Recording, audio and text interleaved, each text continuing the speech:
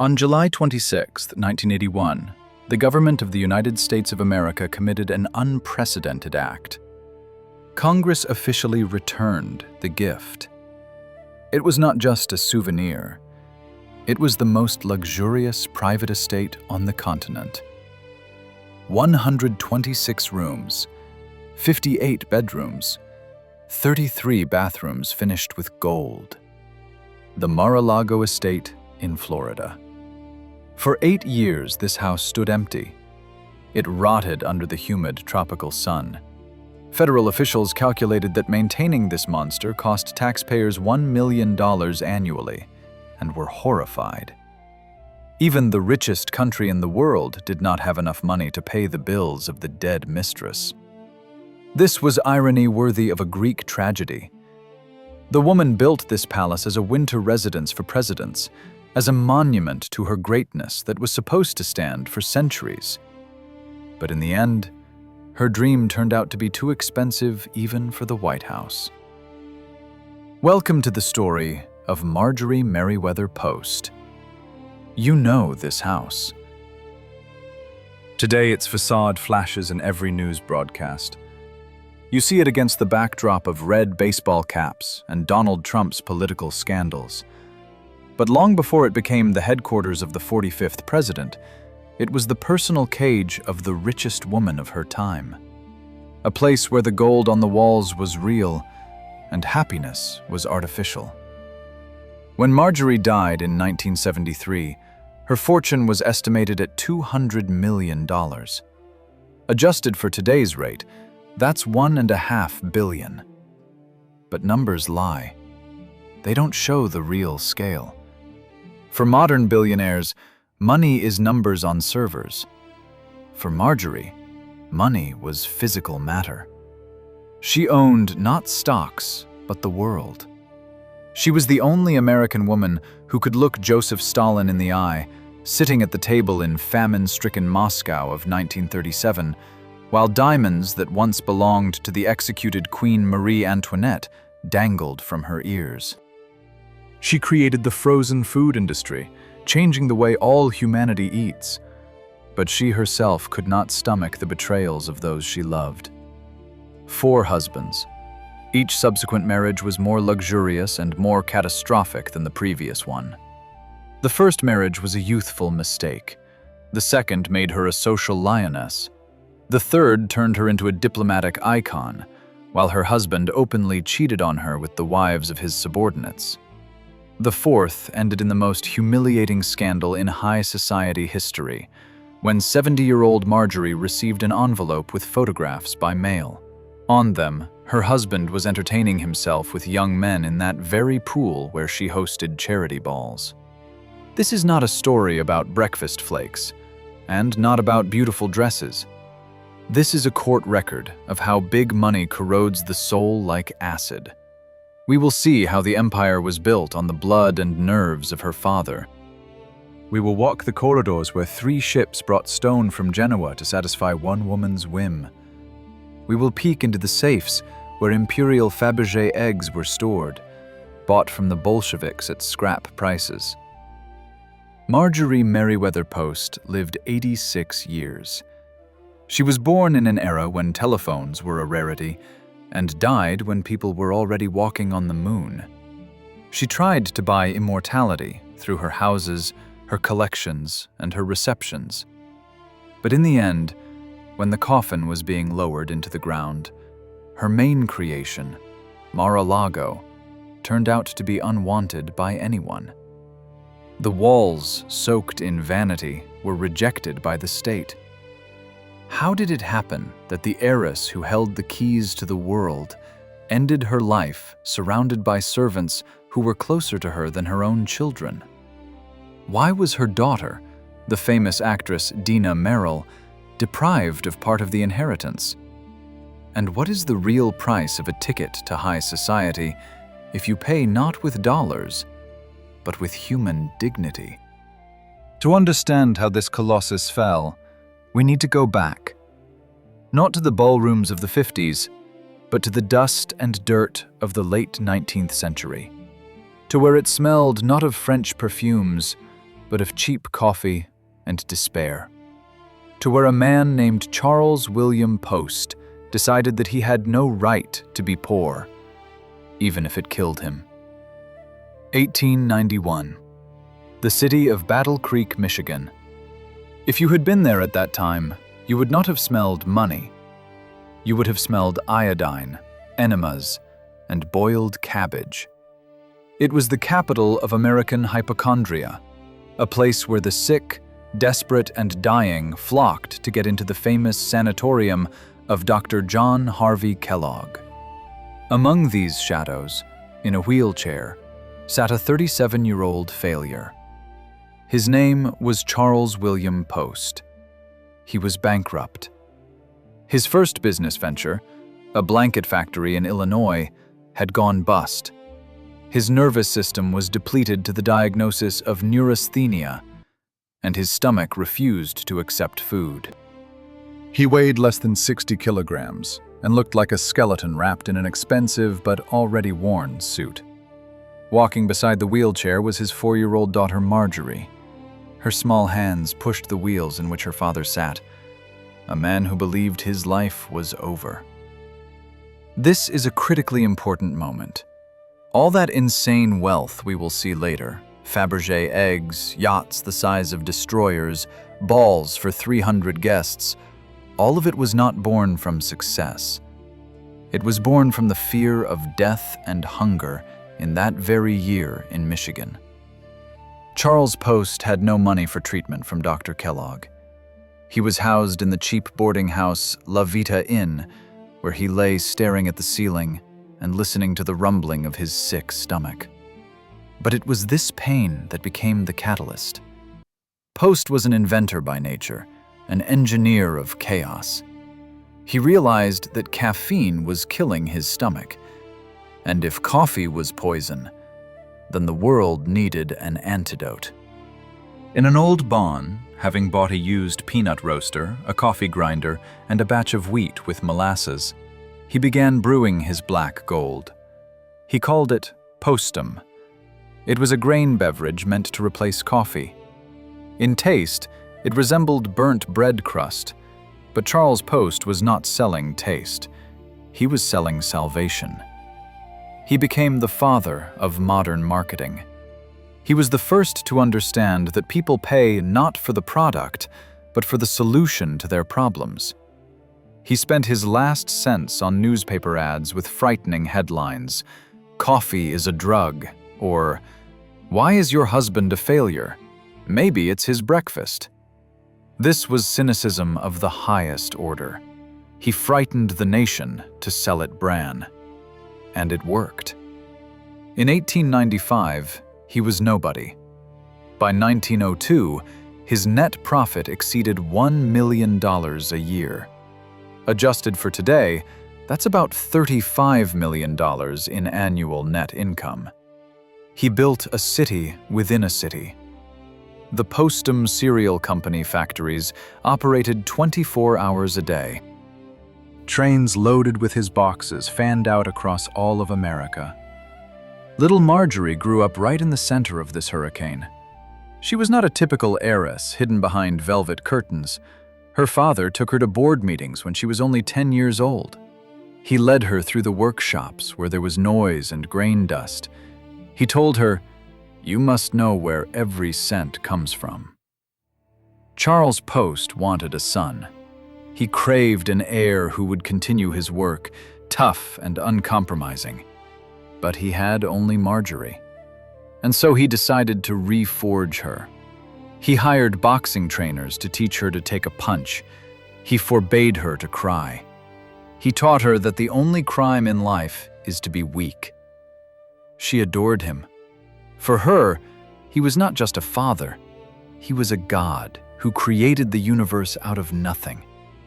She glued labels on the first boxes in that very barn and saw how their family moved from a rented room to mansions. But this fairy tale could not have a happy ending.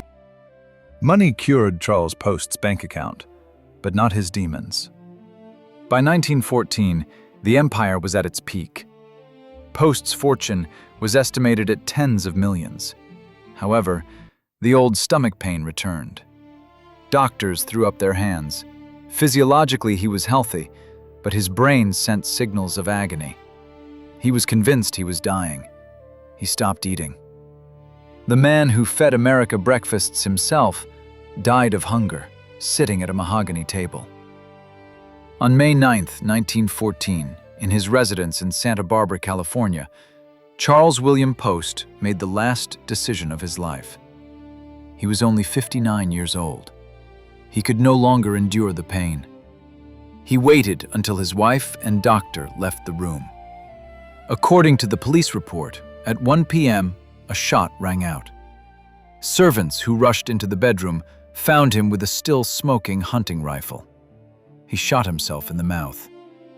The great builder, creator of the industry, pioneer of advertising, blew his own head off because he could not buy health for any millions.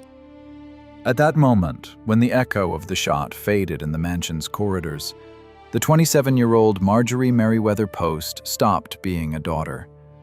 In 1 second, she became the owner of a $20 million fortune. She became the mistress of factories, newspapers, steamships, and the fate of thousands of workers. She stood by her father's coffin, realizing one terrible truth that would define her entire future life. Money does not save. Money did not protect her father from the bullet fired by his own hand. But perhaps, if there is even more money, if we build even bigger houses, if we buy titles and crowns, maybe then the darkness will recede. Marjorie wiped away her tears. Mourning ended. The era of rule began. She inherited not only millions, but also her father's steel will and his manic need for control. The world did not yet know that this young woman with tear-stained eyes would soon turn his modest food company into the global corporation General Foods, and her life into a spectacle whose sets would eclipse the palaces of European monarchs. The golden age was beginning, and Marjorie was going to become its empress. But first, she needed to learn to spend in a way that not even her father could have dreamed of. The death of Charles Post became the signal shot. At the moment when his body was cooling, America was entering the craziest era of its history, the Roaring '20s. It was a time of jazz, short skirts, and easy money. And Marjorie Merriweather Post stood at the crest of this wave, like a figurehead on a ship racing straight toward the rocks. If her father was an ascetic creator, a Spartan who counted every penny and lived for work, then Marjorie became the embodiment of pure distilled consumption. She did not just spend money. She turned spending money into an Olympic sport in which she had no competitors. She understood one thing inaccessible to nouveau riche. It is not enough to be rich. You need to be untouchable. In 1920, she married for the second time. Her chosen one, Edward Francis Hutton, a handsome man, Wall Street stockbroker, a person with a shark's grip and a Hollywood smile. This was not just a marriage. This was a merger of capitals. They became the first power couple of the 20th century, long before Beyoncé and Jay-Z. Together they did what her father did not have time for. They took his company and began swallowing competitors like a hungry whale swallowing plankton. It was during this period, sitting in smoke-filled Manhattan offices, that Marjorie and Edward created the General Foods Corporation. They bought everything: Jell-O, Baker's chocolate, Maxwell House coffee. But their boldest move came in 1929. Marjorie tries a goose frozen using a new technology by some naturalist, Clarence Birdseye. Food that lasts for months. It seemed like magic. Marjorie insists on buying the patent. Edward hesitates, but writes a check for $22 million. Adjusted for today, that's almost $340 million. For pea freezing technology, everyone laughed. But 10 years later, every American home had a refrigerator stocked with their products. While money flowed like a river, Marjorie began building the sets for her life. She felt cramped on the ground. She looked at New York and decided she wanted to live higher than everyone. In 1925, she makes a deal that architects still study to this day. She negotiates the construction of a house on Fifth Avenue, number 1107. But she does not want an apartment. She wants a mansion lifted into the sky. She demands that the developer create a separate 3-level penthouse for her at the very top. 54 rooms, 17 bathrooms. She had her own grand entrance from the street, her own private lobby, and an elevator that no neighbors were allowed to enter.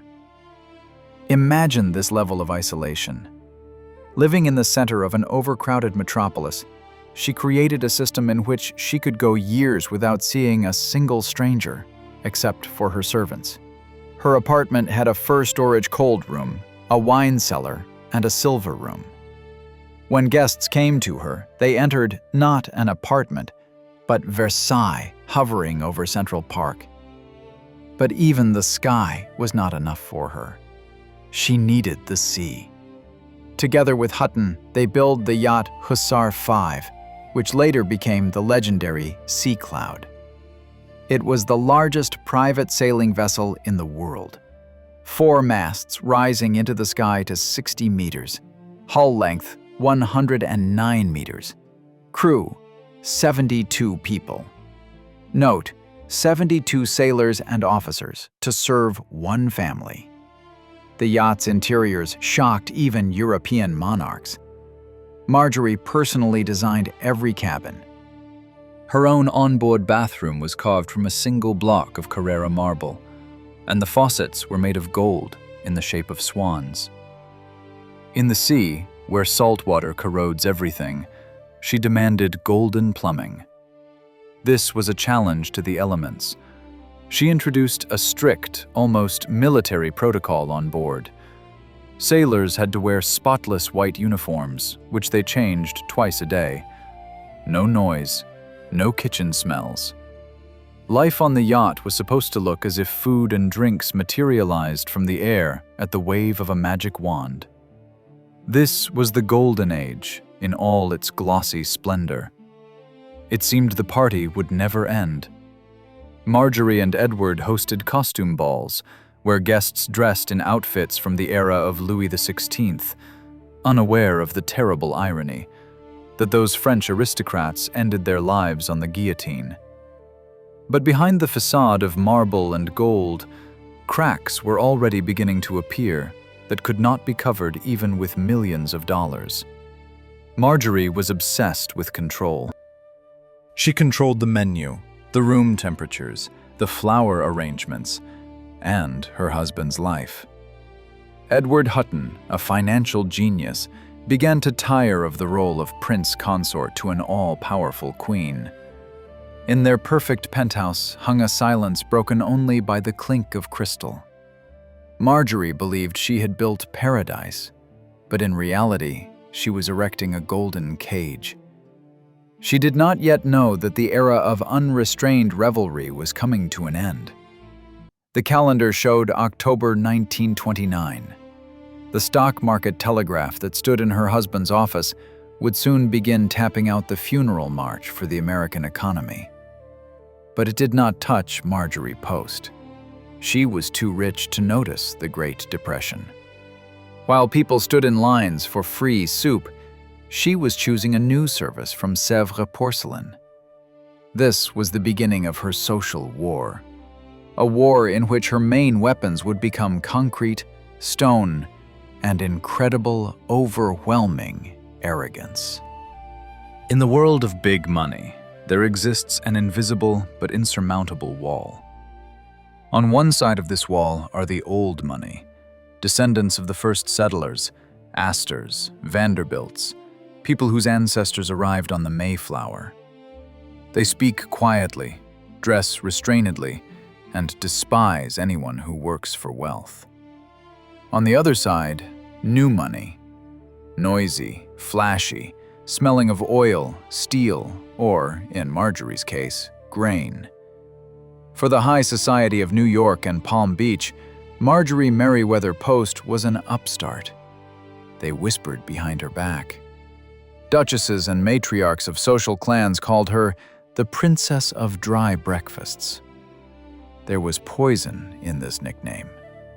They reminded her, no matter how many diamonds you wear, you are still the daughter of a man who roasted peanuts in a barn.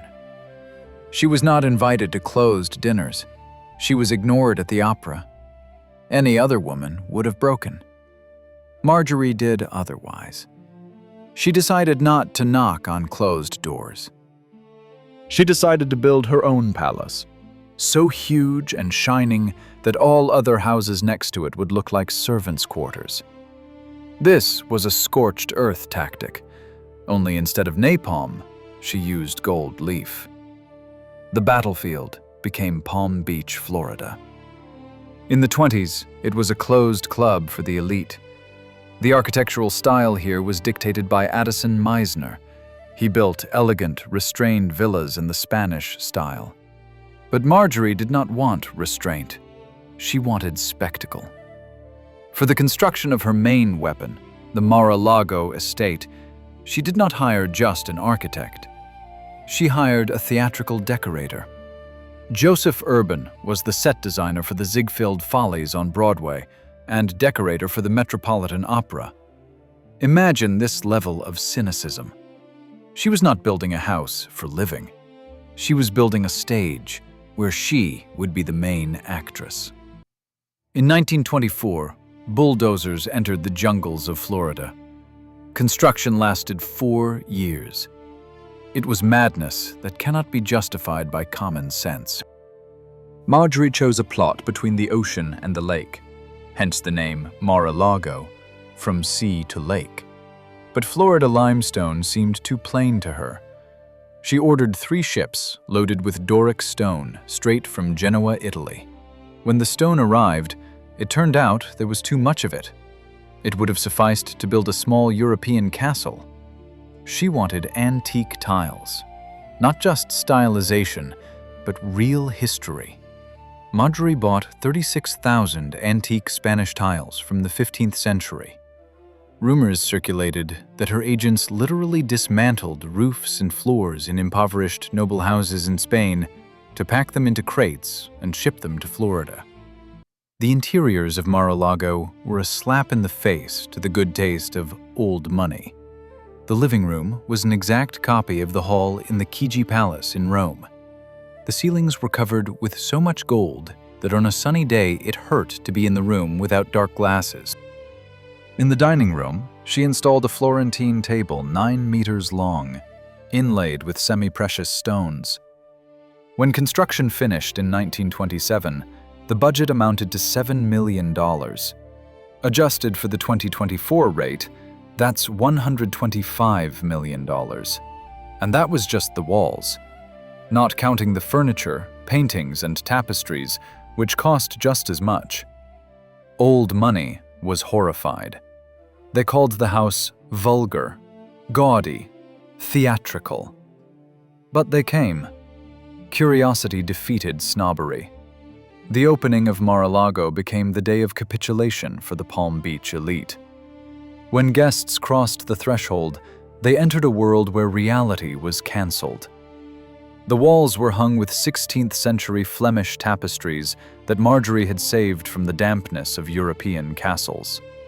In the main hall hung rock crystal chandeliers, each costing a fortune. Marjorie won this war. She forced them to recognize her not through humility, but through suppression. She introduced her own rules in Mar-a-Lago. The famous quadrilles, balls where millionaires, bankers, and politicians had to dress in cowboy costumes and dance folk dances under her dictation. This was the highest mastery of power. To make the world's most influential people look foolish for your entertainment, and make them thank you for it. She proved that in America there is no blue blood that cannot be bought. If you have enough money to bring Genoa to Florida, you are the new aristocracy. However, behind the triumph of the facade hid personal emptiness. Her husband, Edward Hutton, helped build this palace, but he increasingly felt like a guest in it. Mar-a-Lago was created for Marjorie and only for her. It was a temple to her ego. In the huge house with 126 rooms, there was no place for a cozy family dinner. The irony of fate. This very house, built as a weapon against snobs, decades later would become the symbol of another billionaire outcast, Donald Trump, who would likewise use its golden halls to shock and subdue the establishment. History is cyclical. But before Mar-a-Lago changed owners, Marjorie had yet to make a deal that would elevate her even higher, to the level of international diplomacy and Stalinist terror. Her social ascent was only beginning. Ahead lay divorce, a new marriage, and a ticket to the Soviet Union. By the mid-30s, Marjorie Merriweather Post had learned the main lesson of capitalism. Everything has its price. If love dies, it can be bought out through divorce. If boredom overwhelms, a new life can be purchased. Her second marriage to Edward Hutton, that very union that created the corporate monster General Foods, collapsed. The reason was as old as the world. Edward became too engrossed in consultations with other women. Marjorie threw him out the door, but kept the name, the company, and, of course, all her palaces.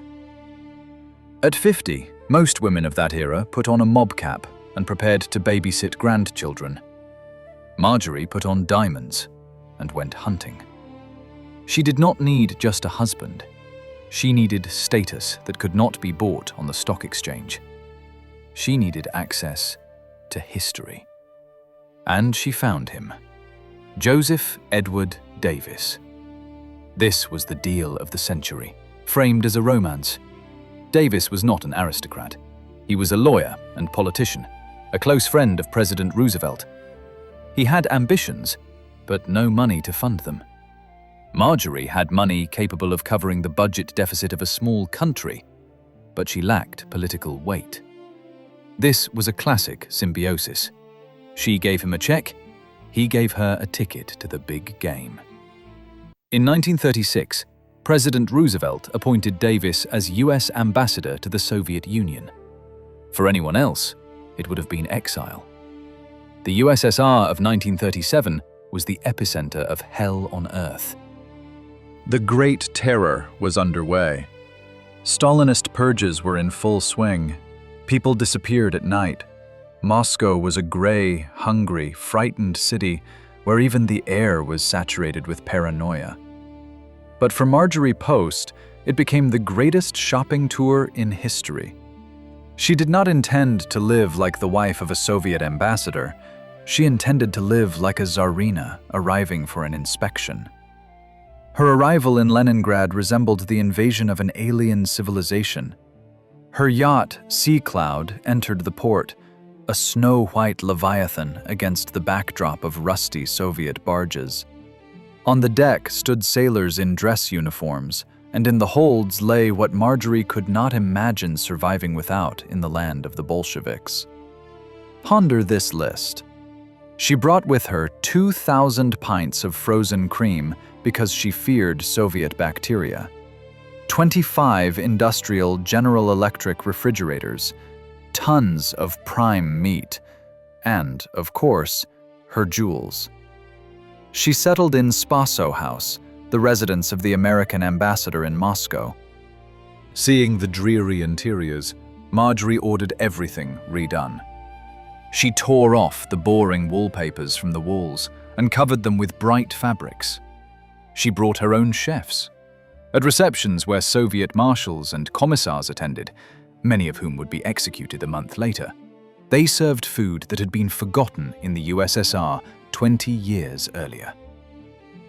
But the most cynical act of this drama played out not at the embassy, but in the commission shops.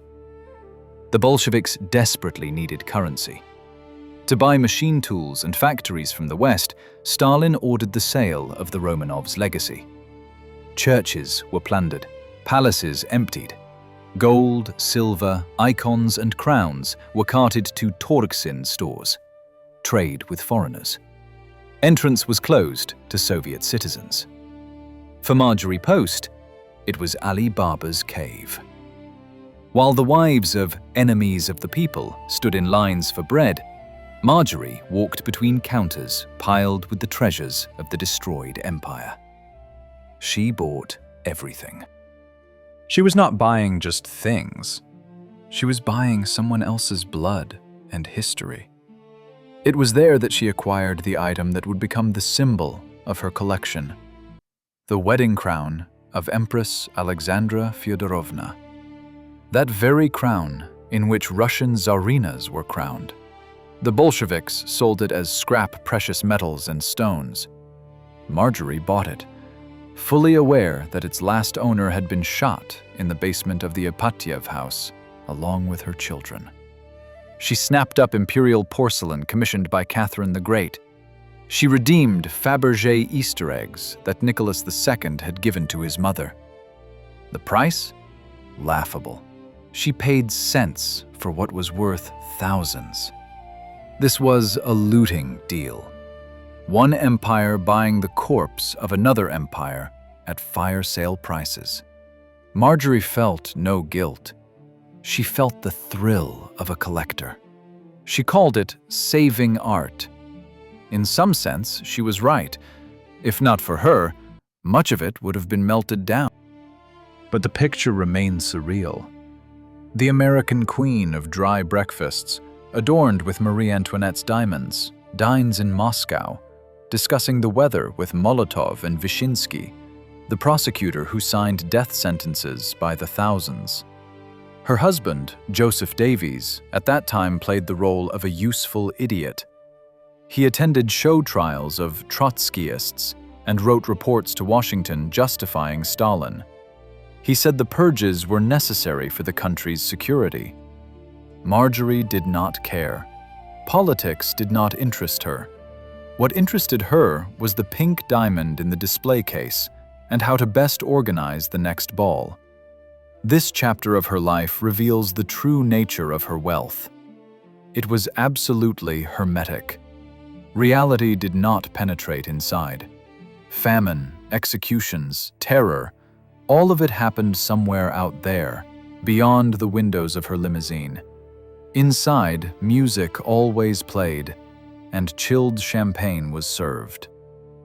By the end of the 30s, when Davis's mission ended, Marjorie had exported so many treasures from the USSR that it took weeks to inventory them.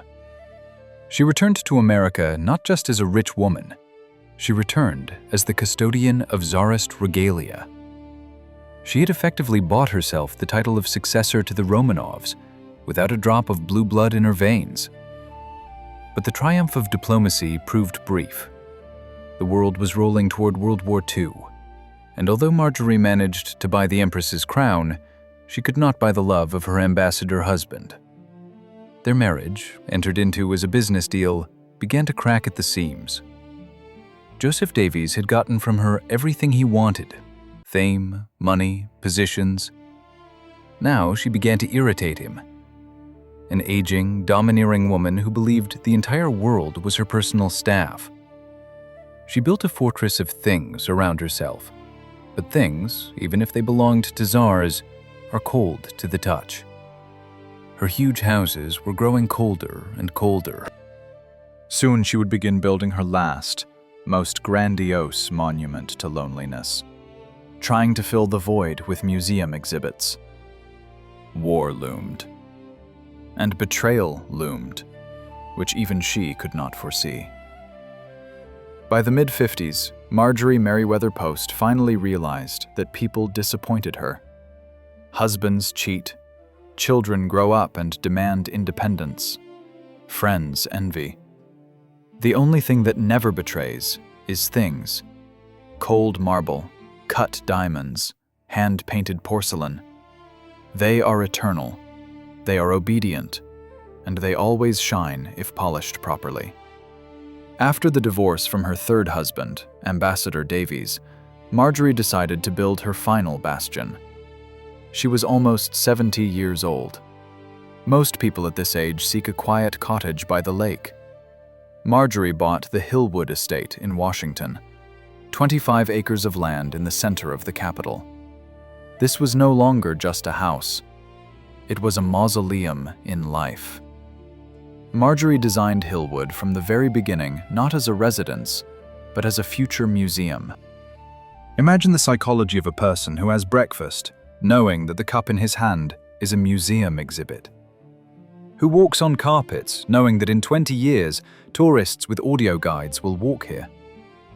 She lived inside a display case. The architecture of Hillwood was the architecture of total control. Marjorie turned everyday life into a military operation. Her morning began not with coffee, but with reports.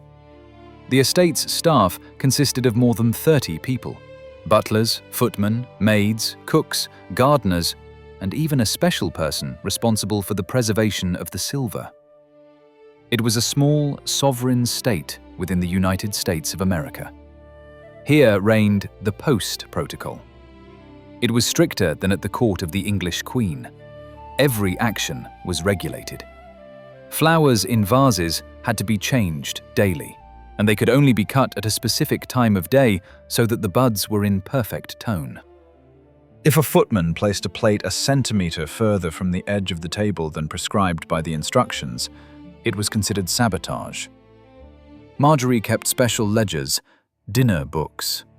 In them was recorded every dish served to every guest over the last 10 years. If Senator Kennedy ate chicken at her place in 1955, then in 1956, he absolutely could not be served chicken again. Repetition meant admitting defeat of imagination. This was a phenomenal, manic work of memory and bureaucracy for one dinner. Security occupied a special place in this architecture. After returning from the USSR and the start of the Cold War, Marjorie became obsessed with the idea of survival. But she planned to survive in comfort. Several bunkers were built in Hillwood, one for her and selected staff, another for jewelry. Special climate-controlled vaults protected her collection. If Washington were covered by a nuclear mushroom, Marjorie planned to outlast the end of the world, admiring Fabergé eggs. This was the pinnacle of absurdity. Preparing for the apocalypse by saving not people, but diamond diadems. But the most terrible thing in this house was the silence. In the huge dining room paneled with 18th century French panels, Marjorie often dined alone, or in the company of a companion whose job was to entertain the hostess with conversation. But Marjorie hated boredom. She could not tolerate when conversation dead-ended or became uninteresting. Under the dining table, right under the carpet where her feet in satin shoes stood, was built in a secret button, an electric bell. If a guest started speaking too long, or if the topic displeased her, or if she simply got tired, she pressed the button with her foot. For guests, nothing happened. The bell was not heard. But in the kitchen, a light came on. Within a second, doors flew open and the butler entered with a tray or message, interrupting the conversation. "Madam, you're wanted on the phone." Or, "Madam, it's time for dessert." This was an ejection button from reality. She could turn off any person like she turned off the radio. This detail speaks of her loneliness more than any memoirs. A person who needs a mechanical way to interrupt communication because they have forgotten how to speak sincerely. Power is the ability not to listen to what does not interest you. Servants in Hillwood were shadows. They wore special soft-soled shoes so as not to clatter on the parquet. They knew secret passages in the walls to appear and disappear unnoticed. Marjorie required her bed linens to be ironed every day, even if she did not sleep in them. Roses in the garden had to be a specific shade of pink, post-pink. If a bud of a different shade opened, the gardener had to cut it immediately. Nature, too, had to obey the corporate charter. But in the evenings, when receptions ended, when the last limousines drove out the wrought iron gates, the house turned into a cold crypt. Marjorie was left alone with her treasures. She walked the corridors hung with portraits of dead czars and empresses. She looked at the wedding crown of Alexandra Fyodorovna and perhaps saw her reflection in it. Two women who had everything and who lost the main thing. One lost life in a basement, the other lost life in a golden cage. In 1958, she married for the fourth time, to Herbert May, a wealthy businessman, hunting enthusiast. It seemed that this time everything would be calm. Herbert was cheerful, compliant, and looked excellent in a tailcoat next to her at receptions. He moved into Hillwood and became part of the interior. But Marjorie did not know that the architecture of her power had a blind spot.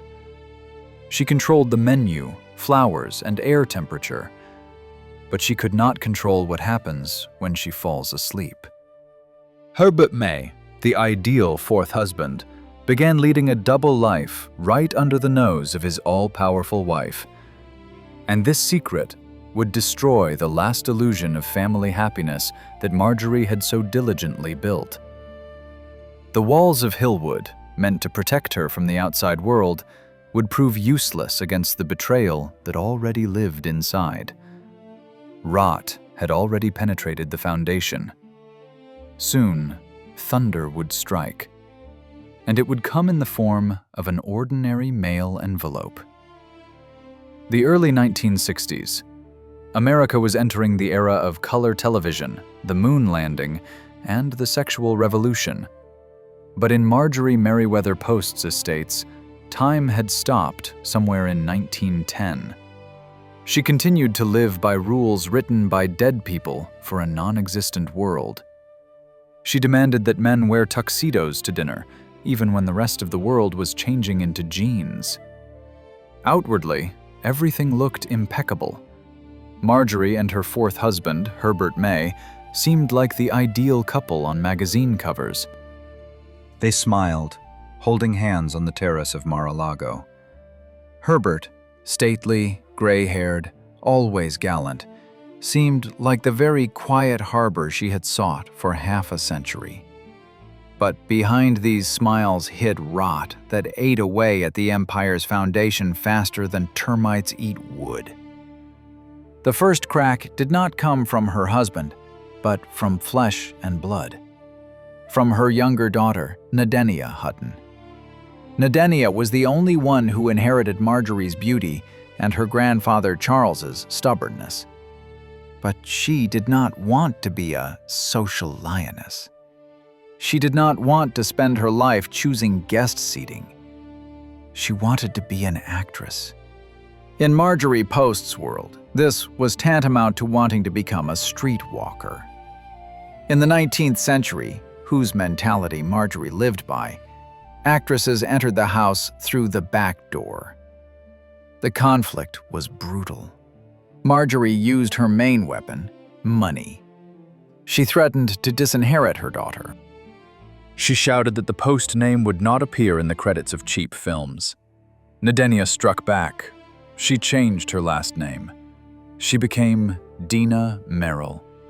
She gave up the silver spoon for the right to work. Imagine this scene. The mother, owner of a $500 million fortune, sits in her private cinema at Mar-a-Lago and watches the film Butterfield 8. On the screen, her daughter plays the role of a mistress, a woman of dubious morality, alongside Elizabeth Taylor.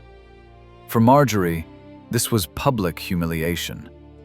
It seemed to her that her daughter was selling the family honor for a fee that Marjorie spent on one lunch. Relations were frozen. The rot of alienation had penetrated the heart of the family. But the real blow, The blow from which Marjorie would never psychologically recover did not come from Hollywood. It came by mail. 1964. Marjorie is 77 years old. She is having breakfast at Hillwood. The butler brings the mail on a silver tray. Among the bills and invitations lies a thick envelope without a return address. She opens it with a paper knife with a jade handle. Inside are photographs. On glossy paper is captured her husband, Herbert May, her quiet harbor. But he is not at a social reception. He is in the pool of their house, and he is completely naked. Splashing in the water beside him are young, athletic youths. The scenes in the photographs left no room for imagination. It was an orgy. In 1964, this was not just infidelity. It was a criminal offense. Homosexuality was considered a pathology, a perversion, grounds for a prison term, and absolute social destruction. Marjorie looked at the photos. The man who slept in the next bedroom, who wore her ring, who commanded her servants, had used her favorite house, her sanctuary, Mar-a-Lago, as a brothel for his pleasures. Moreover, these photos had been sent for the purpose of blackmail. Someone wanted money for silence. At that moment, it was not just the family that collapsed. Marjorie's faith in her ability to control her life collapsed. She had bought security, built bunkers, hired guards, but the enemy had already lived inside the fortress for 6 years. She realized that all those years she had been for Herbert just a convenient cover, a rich old woman whose millions provided him with a beautiful life and cover for his secret vices. Marjorie's reaction was instantaneous and merciless. No tears, no hysterics. In her awakened the very Commodore, her father. She called the lawyers. Herbert May was thrown out of the house faster than the staff changed ashtrays. His things were packed and sent to storage. His name was struck from the guest lists. Marjorie forbade mentioning him in her presence. The divorce was processed at cosmic speed. She paid off the blackmailers, but not for Herbert's sake, but so that these photos would never reach the newspapers. She bought silence. But the silence in the empty house became deafening. After expelling Herbert, Marjorie was left alone in her 126 rooms. She was almost 80. 4 husbands, 4 failures. The world whispered. People gloated. "Look at her," they said. "She has the Empress's crown, but no one to bring her a glass of water with love, rather than for a salary."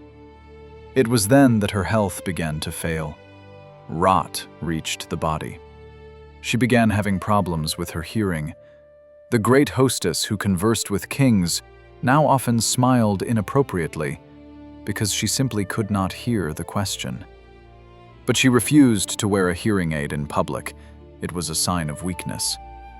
Hand tremors began, a slight shaking that she tried to hide by gripping her champagne glass tighter. Sometimes the clink of crystal against teeth gave her away. She feared becoming frail more than death.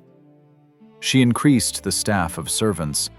Now they literally carried her in their arms. If she wanted to go up to the 2nd floor, but the elevator was far, sturdy footmen picked her up in a special chair. The illusion of grandeur was maintained, but behind the scenes there was already the smell of medicines and old dust. Mar-a-Lago and Hillwood turned into golden cages where the aging lioness was living out her days, surrounded by things that could not hug her. She won the war for wealth, but lost the war for happiness. However, fate had one more trial in store for her, the final act of the tragedy. The point of no return, when she would realize that even her main legacy, her houses, was unwanted by anyone. The end of an era was approaching, and it would be as cruel as her entire life.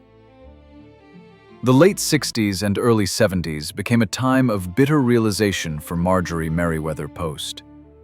She faced an enemy that could not be bribed, intimidated, or challenged to a duel. This enemy was not old age or even death. This enemy was irrelevance. All her life she built monuments to herself. Mar-a-Lago in Florida, Hillwood in Washington, Camp Topridge in the Adirondack Mountains. These were not just houses. They were sovereign states with their own laws and armies of servants. She believed that after her death, her children would gratefully accept these keys and continue the tradition. But one day, at a family dinner, she saw fear in the eyes of her daughters. When she spoke about the inheritance, her daughters, Adelaide, Eleanor, and Dina, exchanged glances. They did not want these palaces.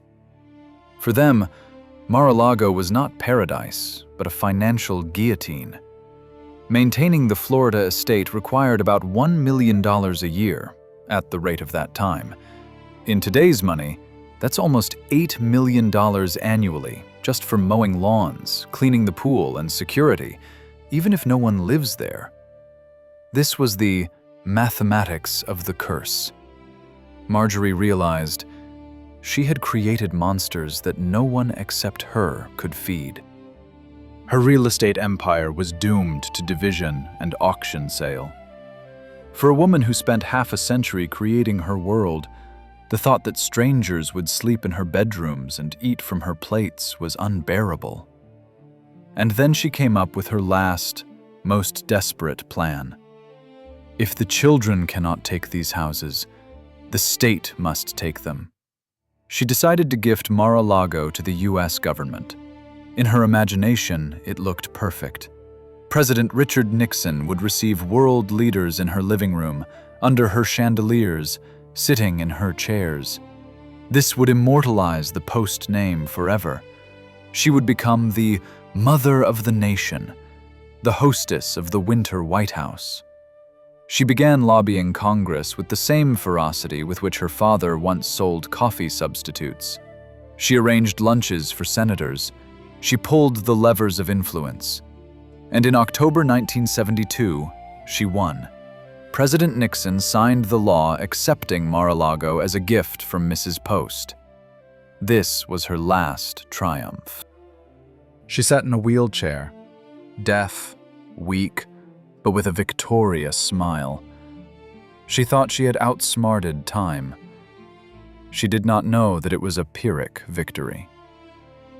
The government took the house without enthusiasm, more out of politeness to the great old lady and her money. Officials were already whispering that this gift would become a budget black hole. Meanwhile, her body, this biological spacesuit that she had cherished and pampered for 80 years, began to fail. The irony of fate was cruel. The daughter of the king of dry breakfasts, the woman who fed the world with frozen products, began to die from digestive problems. Her stomach, like her father's, became the center of pain. The last months of 1973 passed in the silence of Hillwood. Marjorie hardly got up. But the Post protocol operated until the last breath. Even when she could not eat, the table was set in full splendor. Fresh orchids were delivered to her room every morning. Servants, many of whom had worked for her for 30 years, ironed her nightgowns as if preparing her for a ball. On September 12, 1973, Marjorie Merriweather Post's heart stopped. She was 86 years old. She died in her bed, looking at the things she loved more than people. The news of her death spread like lightning. Newspapers came out with headlines, "End of an era." And it was not an exaggeration. Together with her died the lifestyle that began with gas lamps and ended in the era of atomic energy.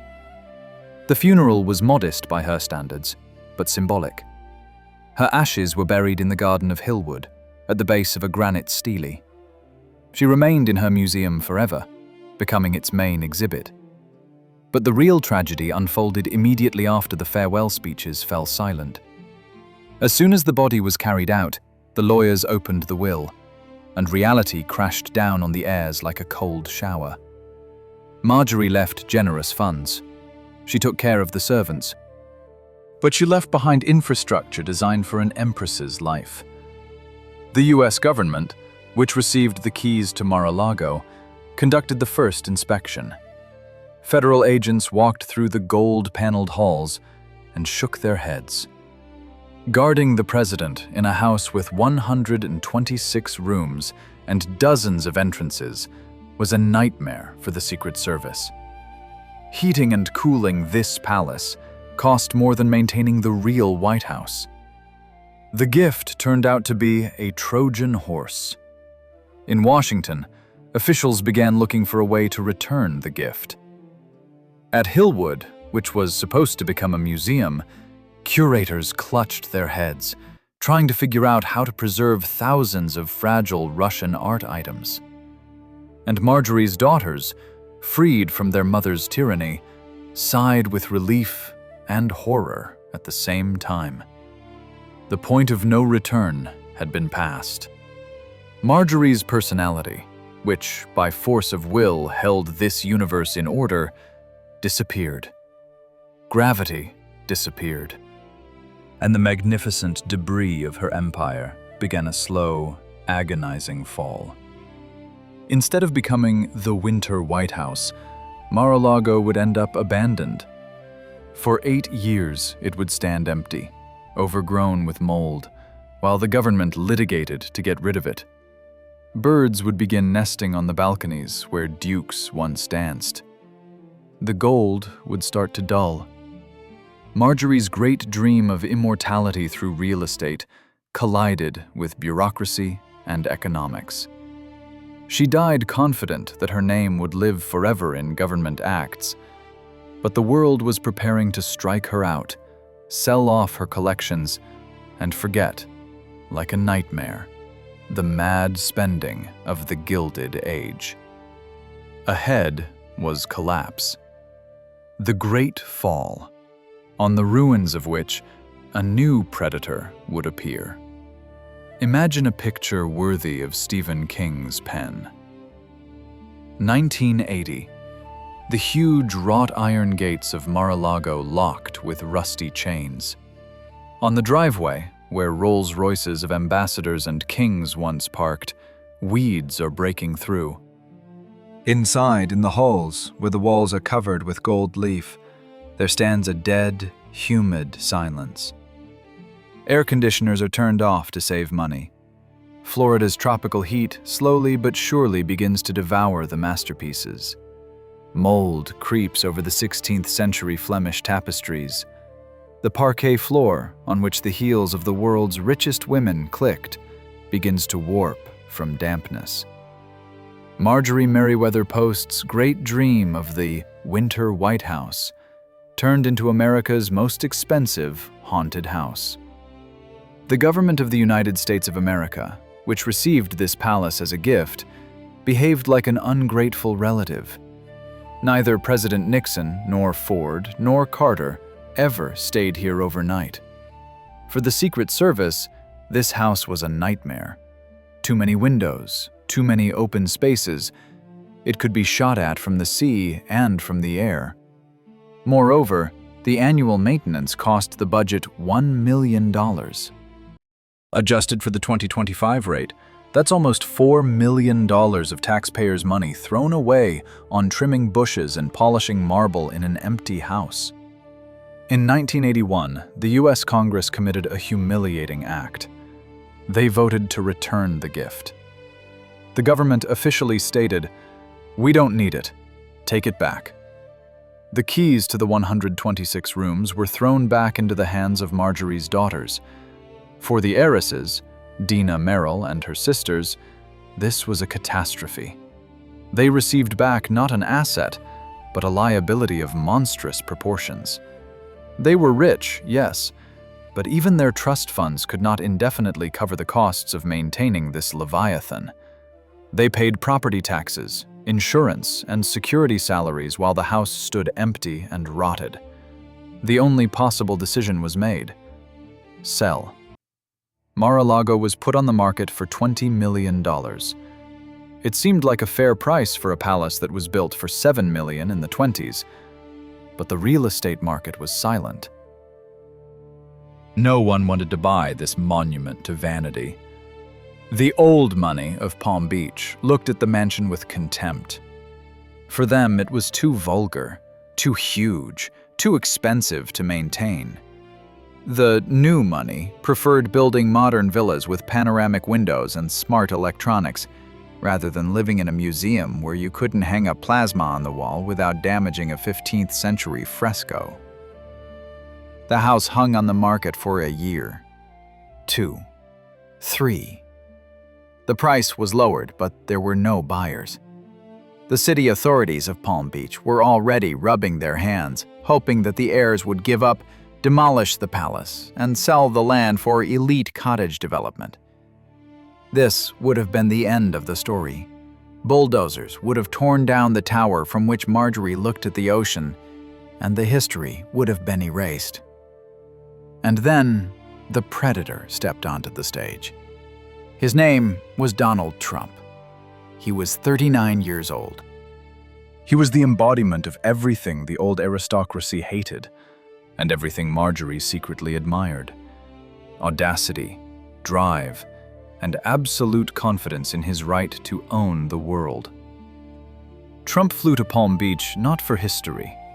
He flew for a trophy. He inspected the house and immediately understood its potential. Not as private housing — living there alone would have been madness — but as a private club. He offered the heiresses $15 million. The Post family, offended by such a low price for their mother's life's work, refused. They considered it robbery. They hoped for a better buyer. This was their fatal mistake. They did not know who they were dealing with. Trump did not retreat. He played a gambit that would enter textbooks on hard negotiations. Through straw buyers, he purchased a tiny plot of land right in front of Mar-a-Lago, a strip of beach between the ocean and the mansion. Having paid just $2 million for it, he publicly stated that he would build an ugly concrete box there. A huge blank wall that would completely block the ocean view from the windows of Mar-a-Lago. This was checkmate. Without the ocean view, the palace's value dropped to zero. Who would buy a Florida mansion with a view of a concrete wall? The heirs were cornered. Maintaining the house was burning through their money. There were no buyers. And now this brazen New York developer threatened to turn their elite property into illiquid. In 1985, the deal happened. And it was not a sale. It was a capitulation. Donald Trump bought Mar-a-Lago. The entire palace, the entire territory, and, most incredibly, all the contents. He paid just $5 million for the house, and another $3 million he paid for the furniture and antiques. Ponder these numbers: $8 million for everything. Less than Marjorie spent on construction in the 20s, without accounting for inflation. If recalculated to real value, Trump bought the house for 3% of its replacement cost. He got the collection that Marjorie had gathered for half a century: Florentine mosaic tables, carpets, chandeliers, silver, practically for free, as a bonus to the walls. This was the end of the Post era. What was created as a sacred place, as a temple of the dynasty, went under the hammer at the price of a used car on the scale of the elite real estate market. But the sale did not end there. Trump, becoming the owner, began reshaping history to suit himself. He needed money for renovation, and without sentiment, he began getting rid of what he did not like. Part of the furniture was sold at auctions. Portraits of the Post family were removed from the walls. In their place appeared portraits of the new owner, Marjorie Merriweather Post's coat of arms, which adorned fireplaces and dishes, was replaced. Trump invented his own coat of arms, suspiciously similar to an old British heraldic emblem, and placed it everywhere where the Post monogram had been before. He erased the memory of the mistress, leaving only her decorations. The Post family watched this in horror, but they could do nothing. They had sold their past. Dina Merrill, Marjorie's daughter, publicly stated that her mother would have turned in her grave if she knew what her house had become. But history knows no subjunctive mood. At the same time, another part of the legacy, the Hillwood estate in Washington, avoided this fate. Marjorie, taught by bitter experience, left Hillwood a huge monetary fund that allowed it to exist autonomously as a museum. There, among the display cases, everything remained untouched. The wedding crown, Fabergé eggs, Catherine the Great's services, they froze in time, guarded by curators. But the living heart of the empire, her beloved Mar-a-Lago, was torn from the family's chest. It ceased to be the home of an aristocrat and became a billionaire's business project. The Great Fall was complete. Old money lost. New money, aggressive and unscrupulous, entered the grand doors without wiping their feet. Marjorie was gone. Her servants were fired or rehired by the new owner. Her rules were forgotten. The button under the table to summon footmen stopped working. But the echo of her ambitions remained. The irony of fate was that this very vulgar Trump would ultimately fulfill her dream, albeit in a perverted form. He would indeed make this house the Winter White House, hosting presidents and world leaders there. But that would be a completely different story, and a completely different America. Today, the name Marjorie Merriweather Post is almost forgotten by the general public.